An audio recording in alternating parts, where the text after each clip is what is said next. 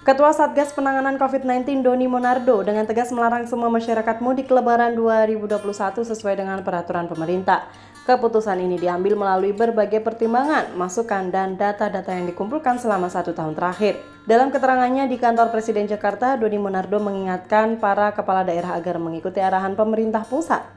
Ini penting untuk menekan angka positif COVID-19 yang diikuti angka kematian. Mantan Danjen Kopassus tersebut meminta para kepala daerah tidak terlambat dalam melakukan pengetatan dan melakukan langkah-langkah pencegahan agar kasus positif tidak melonjak. Telah mendapatkan begitu banyak masukan dan juga data-data yang dikumpulkan selama 1 tahun terakhir.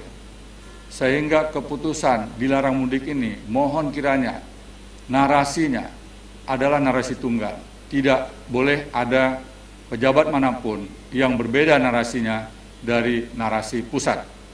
Ini adalah keputusan politik negara. Kepala negara adalah Bapak Presiden Jokowi. Mohon sekali lagi seluruh komponen bangsa untuk betul-betul mengikuti arahan ini. Karena apa?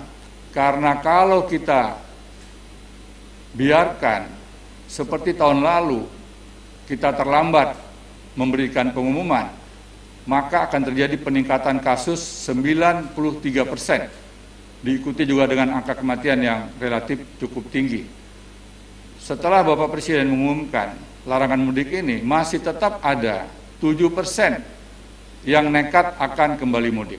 Bahkan sebelum Ramadan pun sudah ada yang kembali ke kampung halaman untuk melakukan berbagai macam aktivitas. Sehingga kalau kita lihat, hampir semua provinsi di Pulau Sumatera mengalami kenaikan kasus, baik kasus aktif dan juga menurunkan angka kesembuhan serta meningkat sejumlah provinsi angka kematiannya. Oleh karenanya, khususnya kepada seluruh pejabat di Sumatera, di Pulau Sumatera, untuk betul-betul melakukan evaluasi secepat mungkin. Jangan sampai terlambat, karena ketika terlambat melakukan pengetatan dan melakukan langkah-langkah untuk pencegahan, maka kasus eksponensial ini akan tidak terkontrol seperti yang pernah terjadi di Jakarta pada bulan September dan Oktober tahun lalu. Setelah adanya pengendoran terhadap sejumlah kegiatan liburan, maka rumah sakit Wisma Atlet mengalami kepenuhan sehingga terjadilah antrian ambulans yang cukup panjang.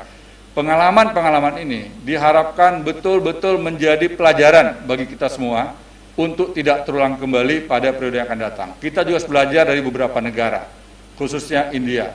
Saat ada pelonggaran terhadap kegiatan keagamaan, ritual keagamaan, dan juga kegiatan-kegiatan budaya, serta olahraga yang dikendorkan, maka kasusnya tidak terkontrol. Hari ini rata-rata per hari India mencapai kasus positif lebih dari 400 kasus. Ini harus menjadi catatan kita semua, Bapak Ibu sekalian.